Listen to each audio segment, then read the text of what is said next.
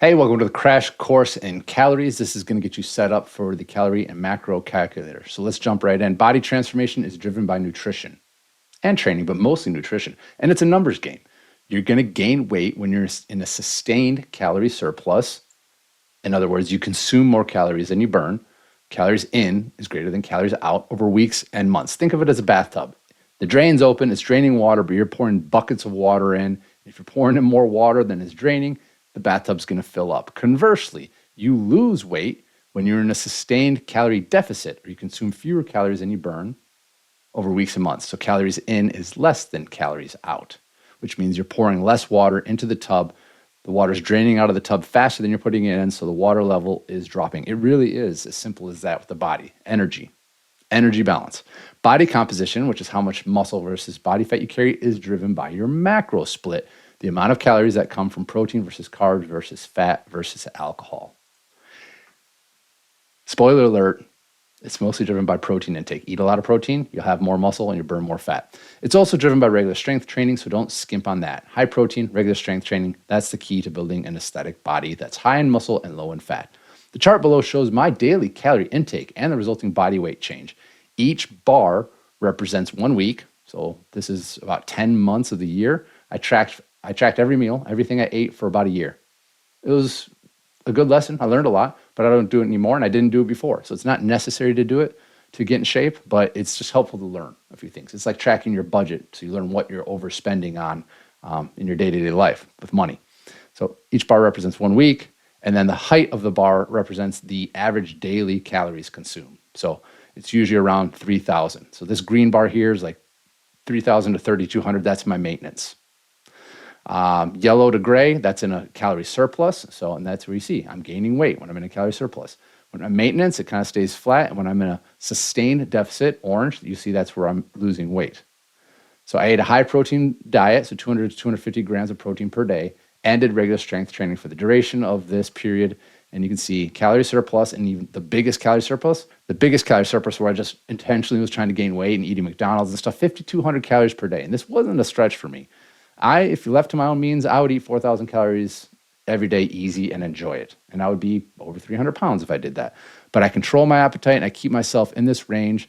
I'm strict a lot of times, eating under 3,000 calories, closer to 2,500 calories. So then I can enjoy these weeks where I eat whatever I want. And you find the balance between that. And you can see there's weight gain, there's weight loss, and it's kind of steady. There's low, it's a mixture of low and high, low and high. And because the average of it's probably in the green, I didn't really gain or lose any weight during this time. I was just kind of bouncing up and down. But that's how it works. I mean, tracking calories is hard. Not everybody can do it. You don't have to do it. It takes some discipline and takes some, you got to be pretty anal about recording everything you eat. And it's especially hard when you're eating out, but the numbers add up. It works out. So how the nutrition numbers game works for weight gain or loss. This is getting into the calorie and macro calculator. So this is a preview of what we're going to do. We're going to calculate your total daily energy expenditure, which is your TDEE, it's called. This is your calories out, how many calories you're burning on a given day. So that's based on your height, weight, age, gender, and then how active you are, daily activity levels. So then once you have that number, you know how many calories you burn per day. Say, I want to lose some weight. You're going to set a calorie in target. If you want to lose a pound per week, you would set it 500 calories per day lower than your calories out. If you want to gain weight, you'd set your calories in target a little higher than your calories out. And the more that difference is, the greater that calorie deficit, the faster you'll lose weight, but it's going to be harder to sustain. It's like if you're going to run a marathon, you come out of the gates in a sprint, you're not going to sustain that for very long. So pick a pace that you can manage. Set macro targets that will help you hit your calories in target because calories come from your macros. So you have to set your macros properly, and then macros will also determine your body composition, muscle versus fat. Again, protein. It's all about the protein. And then you fill in the rest with fats and carbs, and if you want to, alcohol, but there's no benefit to alcohol. So this is what we're going to do in the calorie macro calculator. We're going to do this stuff. And then when you have those numbers, then you can go and build meal plans, picking the right foods and the right amounts that'll help you hit your calories in and macro targets. And you do this at the start of every week. You kind of plan out what meals you're going to have. That just makes it easier.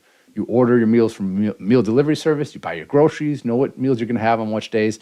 And it makes it easy if you just eat the same stuff at most meals or just rotate between a couple meals at breakfast, lunch, and dinner. We'll talk about that more in the crash course in meals and meal planning.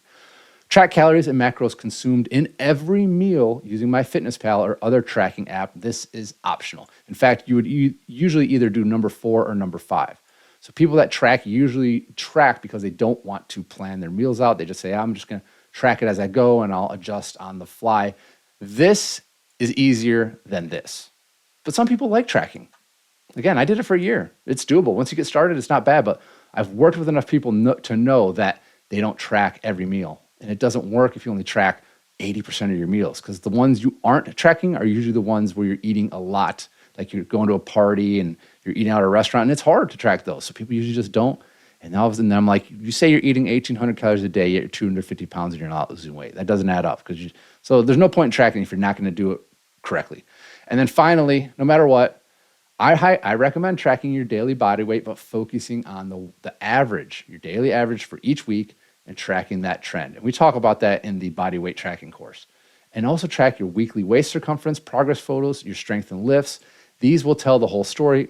Body weight alone doesn't tell the whole story because it's largely going to show how much water weight you're gaining or losing. But if you track your waist circumference, your photos, your strength, that'll tell you that you're heading in the right direction. Okay, so you can do that, and that eliminates the need to track calories and macros. And this is what I do. I just track this, make sure I'm heading in the right direction. I have a flexible meal plan I have in place, and I've been doing it long enough now that it's basically automatic. I can just do it without thinking or planning. I've touched on this, but understanding calories and macros, it's helpful. You learn a lot. You learn about which foods you can overconsume, like mayonnaise, ranch dressing or any dressings, nuts, peanut butter, kids' foods, snacks, trail mix. You'd be blown away by how many calories are in a small handful of trail mix or nuts. And you'd be like, oh, I've been sitting at the TV eating those for like an hour. Yeah, you probably just ate like 1,300 calories. And I used to do that too. Calculating targets and tracking calorie and macro intake is not absolutely necessary to transform your body. If it overwhelms you, then don't worry about it.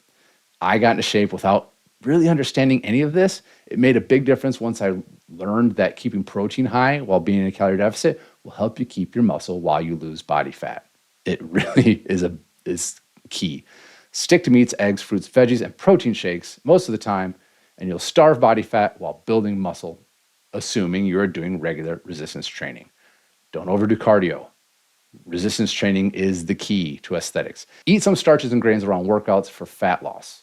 If you cut back on these, bread, pasta, cereal, rice, or save them for around workouts, that's going to be key to driving your weight loss. Eat them at every meal if you're trying to gain weight.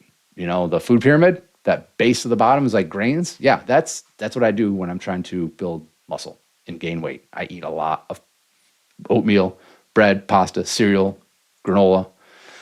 Enjoy special foods on special occasions. Never feel guilty about it, even if you're overindulged. There's no point. Guilt doesn't help. It's just going to make your journey harder because guilt is not a good way to drive behavior change.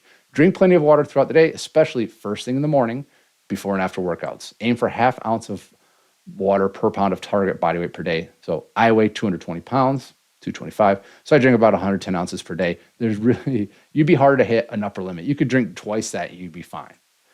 And most people struggle to hit that. So a lot of people are under like 50 ounces a day, or they're at 30 or 40. Like that's going to cause problems if you're under drinking water. Only keep whole foods in your house. This is huge. Don't buy junk food at the grocery store. Don't bring it home.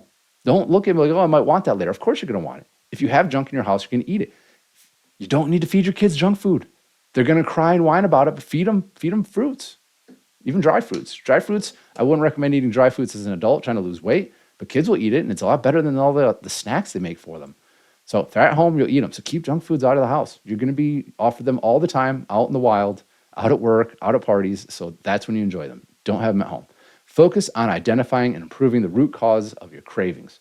Are you bored? Are you tired? Are you lonely, stressed? Are you rewarding yourself for a hard day's work? Are you just surrounded by delicious, tempting foods all the time? This is the world we live in. We're all we're easily bored because we're constantly stimulated. So we get bored quickly. We're tired because we don't sleep because we're constantly stimulated. Loneliness is on the rise because we think we're connected on social media when we're not having real person-to-person connections. COVID didn't help that. We're stressed because we're constantly comparing ourselves to others. We don't think we're good enough. We don't think we're making enough money, even though we're the wealthiest we've ever been. We reward ourselves. This was my dad. He worked his butt off all day. He'd eat a giant dinner, huge lunch. That's how he rewarded himself. And he said, lay off me. I deserve this. And he was right. But it was a problem because he did it for years and years, and it made him 75 pounds overweight. And then, we're surrounded by tempting foods. So focus on working on these, because willpower will only take you so far. If you're in an environment that has you under these conditions, it's going to make it a lot harder. So let's